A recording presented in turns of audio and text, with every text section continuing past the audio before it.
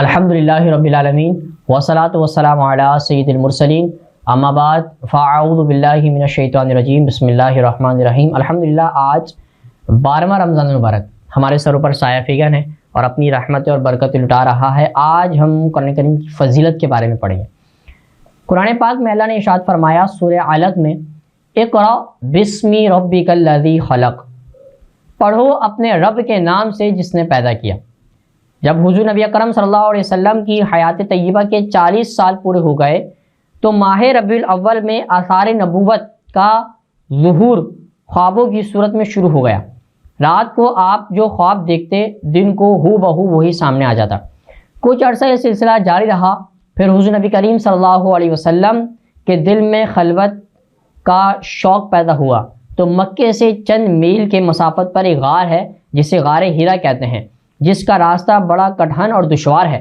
حضور علیہ الصلوۃ والسلام اس غار میں تشریف لے جاتے، چند روز وہاں قیام پذیر ہو کر عبادت میں مصروف ہو جاتے، پھر آپ گھر تشریف لے آئے اور کھانے پینے کی کچھ چیزیں لے کر آپ غار ہیرا میں تشریف لے جاتے اور مصروف عبادت ہو جاتے۔ بہت عرصے تک یہی سلسلہ چلتا رہا۔ ایک رات اس غار میں تشریف فرما تھے کہ جبریل امین علیہ الصلوۃ والسلام آئے اور کہا اقرا، آپ پڑھیے۔ آپ نے ارشاد فرمایا ما انا بقاری، میں پڑھنے والا نہیں۔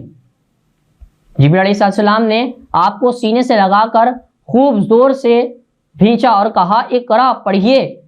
آپ نے وہی جواب دیا جو پہلے دے چکے تھے۔ اب جبریل علیہ السلام نے تیسری بار کہا اقرا، آپ نے پھر وہی جواب دیا تو جبریل علیہ السلام نے سینے سے لگا کر خوب بھینچا اور پھر کہا 5 آیتیں پڑھ دیں، تو حضور علیہ السلام نے 5ویں آیت تلاوت فرمائی اور اس نہگانی واقعے سے حضور نبی کریم علیہ الصلوۃ والسلام پر خوف طاری ہو گیا۔ گھر واپس لوٹے، حضرت اماں خدیجۃ الکبریٰ رضی اللہ تعالی عنہا سے فرمایا مجھے کمبل اڑا دو، مجھے کمبل اڑا دو، اور پھر حضرت اماں خدیجۃ الکبریٰ رضی اللہ تعالی عنہا آپ کو تسلی دیتے ہوئے اپنے چچا زاد بھائی ورقہ بن نوفل کے پاس لے گئیں۔ ورقہ بن نوفل انجیل کو عبرانی سے عربی میں لکھا کرتے تھے، عیسائیوں کا بہت بڑا راہب تھا۔ آپ بوڑھے ہو چکے تھے، بینائی کمزور ہو چکی تھی۔ حضرت اماں خدیجۃ الکبریٰ رضی اللہ تعالیٰ عنہ نے کہا اے میرے چچا کے بیٹے، اپنے بھتیجے کی بات سنو۔ ورقہ نے کہا بتائیے آپ نے کیا دیکھا ہے؟ سارا واقعہ گوش گزار کیا۔ ورقہ نے سارا ماجرا سن کر کہا آپ پر وحی لانے والا فرشتہ نازل ہوا ہے جو حضرت موسیٰ علیہ الصلوۃ والسلام پر نازل ہوا کرتا تھا۔ کاش میں اس وقت طاقتور ہوتا، کاش میں اس وقت طاقتور ہوتا، کاش میں اس وقت طاقتور ہوتا، کاش میں اس وقت تک زندہ رہتا جب قوم آپ کو جلا وطن کرے گی۔ حضور نبی کریم صلی اللہ علیہ وسلم نے استفسار فرمایا کیا قوم مجھے یہاں سے نکال دے گی؟ ورقہ بن نوفل نے کہا بے شک جو شخص اس چیز کو لے کر آیا ہے جسے آپ لے کر آئے ہیں اس اذیت اور تکالیف ضرور دی جائے گی۔ اس وقت تک اگر میں زندہ رہا تو میں آپ کو اور آپ کی بھرپور مدد کروں گا۔ پھر ورقہ بن نوفل کا جلدی ہی انتقال ہو گیا۔ اس طرح نزول قرآن ہوا۔ قرآن مقدس کا یہ اعجاز ہے کہ اپنی تاریخ خود ہی قرآن کریم بتاتا ہے۔ انا انزلناہ فی لیلۃ القدر، فرمایا ہم نے قرآن کریم کو لیلۃ القدر میں نازل فرمایا۔ لیلۃ القدر کے بارے میں تفصیلاً ذکر ہوا۔ رمضان شریف کے آخری عشرے کی طاقراتوں میں لیلۃ القدر ہے۔ جس لیلۃ القدر کو نزول قرآن ہوا اس سے اگلا دن سوموار کا تھا۔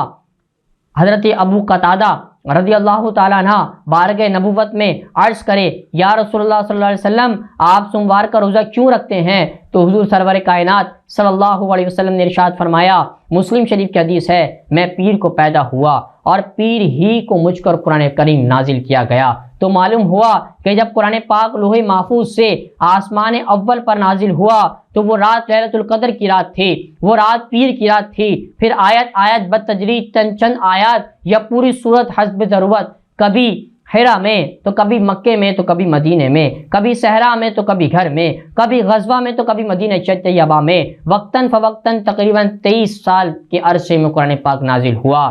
اس کے بعد برادران گرامی اللہ تبارک و تعالی نے انسانوں کی ہدایت کے لیے انبیاء اور رسولان گرامی روانہ فرمائے اور ان انبیاء اور رسول کی صداقت کے لیے انہیں معجزات عطا فرمائے اور ان معجزات کے ذریعے ان کی قوم کو راہ ہدایت عطا فرمائی اور اپنے محبوب صلی اللہ علیہ وسلم کو سراپا معجزہ بنا کر روانہ فرمایا۔ حضور علیہ الصلوۃ والسلام کے منہ مبارک معجزہ، دہن مبارک معجزہ، زبان مبارک معجزہ، لعاب مبارک معجزہ، دندان مبارک معجزہ، چشمان ما زغا معجزہ، زلف معجزہ، دست مبارک معجزہ، قدم مبارک معجزہ۔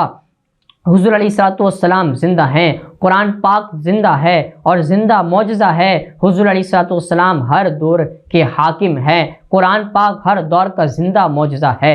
حضور علیہ الصلوۃ والسلام قیامت تک کے حاکم ہے، قرآن پاک قیامت تک کے لیے قانون ہے۔ حضور علیہ الصلوۃ والسلام کی حکومت قیامت تک کے لیے ہے، قرآن پاک کی تلاوت بھی قیامت تک کے لیے ہے۔